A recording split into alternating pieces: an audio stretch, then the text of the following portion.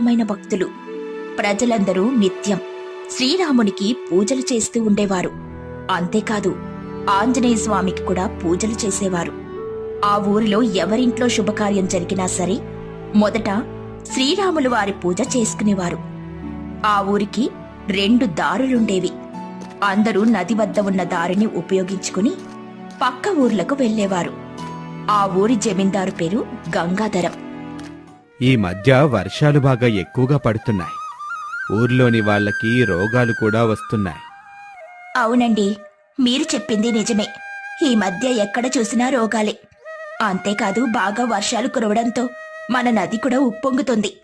ఊరు దాటి పక్క ఊరికి వెళ్లాలంటే తప్పకుండా నది దాటాలి. ఏదైనా అవసరం పడితే ఎలా వెళ్లాలో ఏమో అంటూ కళ్యాణి మరియు గంగాధరం ఇద్దరూ మాట్లాడుకుంటూ ఉంటారు. ఇంతలో ఊరిలో ఒకడైన వీరయ్య గంగాధరం వద్దకు వచ్చి,